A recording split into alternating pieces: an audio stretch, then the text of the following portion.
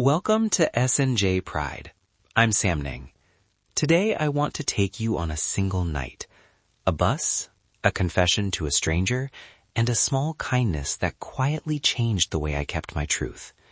If you've ever felt like you were living on the edges of your life, like honesty was a risk you couldn't afford, this episode is for you.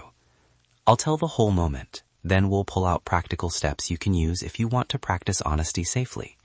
I'll also say up front, this is one story, not a rule. Safety matters. Consent matters. Your timing matters. We'll say more about that later. If you're a gay man who's been carrying a secret so heavy you can feel it in your chest when the lights go out, this episode is for you. On a night bus, I told someone I'd never met that I loved men. That small truth cracked something open. I'll set the scene. It was after midnight.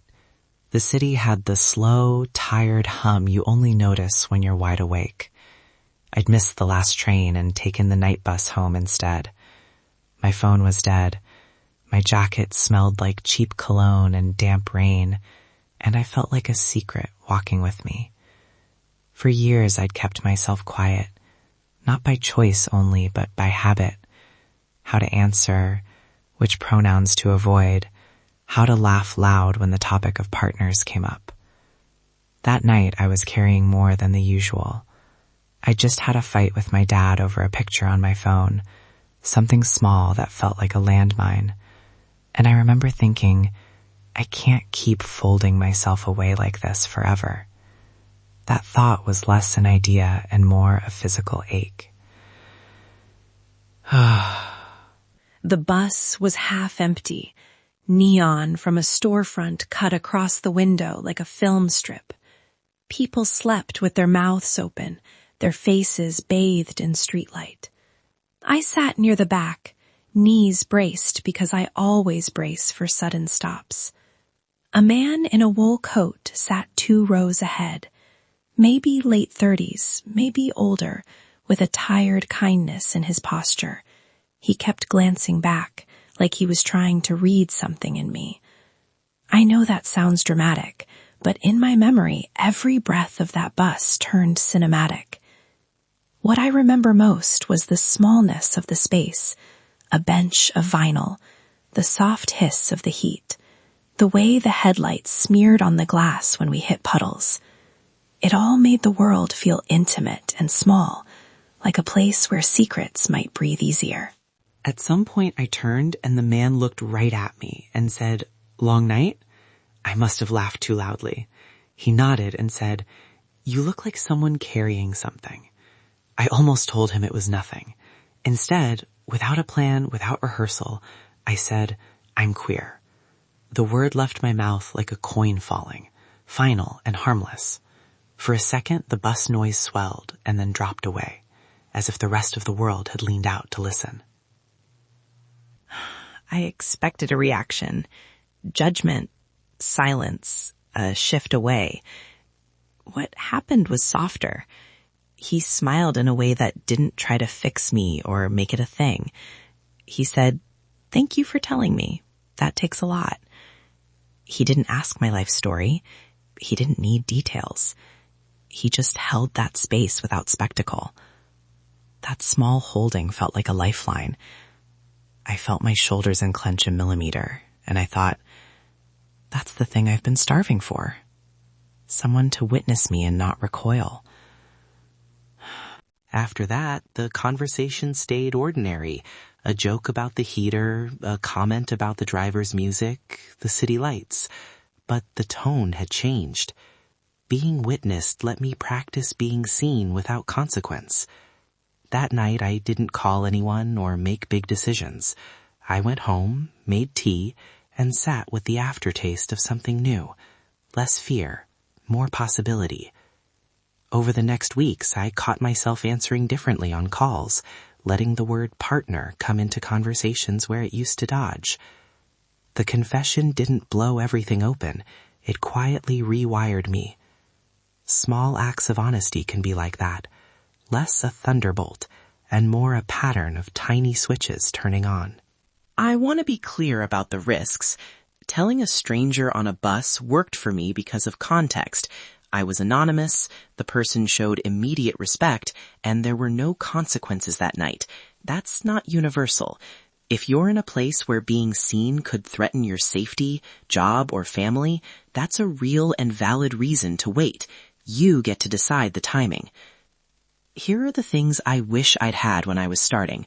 A clearer sense of when to safely practice honesty, ways to protect myself, and some tools to build confidence so that a single night could ripple into real change. Lesson 1. Start small and plan for safety. Practice honesty in low-risk spaces, anonymous forums, support groups, or with a counselor, before you test it in higher-stakes situations. Know the potential consequences, and have an exit plan if a conversation goes sideways. That's not cowardice. That's self-care. Lesson 2. Use context to your advantage. Anonymity can be liberating. A late-night bus, a hotline, or an online chat can give you the freedom to say a truth without it landing on the people you love before you're ready. But always protect other people. Never out someone else without consent. Lesson 3. Boundaries are practice. If you choose to tell someone, set a boundary before you start. You can say, I just need to be heard. I don't need advice. Or, I'm sharing this, but please don't tell anyone. Practicing short, clear phrases helps you stay in control of the moment. Lesson 4. Build a safety net. If a conversation hurts you, have someone or something that soothes you afterward. Text a trusted friend, book a therapy session, or do a grounding exercise. Honesty can unclench you, and it can also leave you exposed. Plan both outcomes. Lesson 5. Small acts add up. You don't have to come out in a single moment. You can practice saying one sentence, then another. Each small truth makes the next one easier. That's what changed for me. Not a single grand gesture, but a series of honest breaths I kept taking over time. I hear you. Reading that back to myself, I feel how brave it was to say a single sentence and let the world respond. That took courage, and it shows something anyone listening should know. You don't need theatrical bravery, to be honest. You need the right conditions and a plan. If you're listening and you're terrified right now, maybe your hands are shaking, maybe you feel like you'll lose everything, please hear me. Your fear is real, and your choice to protect yourself is valid. You are not behind. You are not broken. Take permission from me to move slowly. Practice in safe spaces. And if this episode brings up a lot, please consider reaching out to a professional or a local support line. We're not therapists. We're two guys who've lived this and want you to be safe. If you're listening and you're ready for the next step, try this. Pick one small sentence you can say honestly and safely. Try it first in a journal, then to a trusted online group, then to a person who is shown they can hold you. And when it's too much, stop. You decide the speed. We believe in you. We see you. Quick recap. A quiet confession on a night bus didn't solve everything, but it shifted something inside me. It taught me that anonymity can be a tool, that boundaries matter, and that small acts of honesty add up. If you take anything from this episode, let it be this. You get to choose when and how to tell the truth, and you deserve to do it in a way that keeps you safe. Before we close, a quick practical prompt. If this hit you, comment I hear you, or share one line about a moment when honesty moved you. If you're not ready to write, just breathe. Take it slow. If this episode brought up heavy feelings or memories, we're not a replacement for professional help.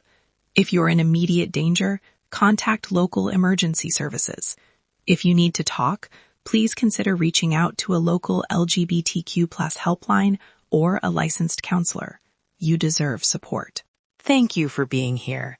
If this hit home, hit subscribe, drop a comment, and share this episode with someone who needs to hear they're not alone. Take a breath. I hear you. You're not alone. We see you. This is SNJ Pride.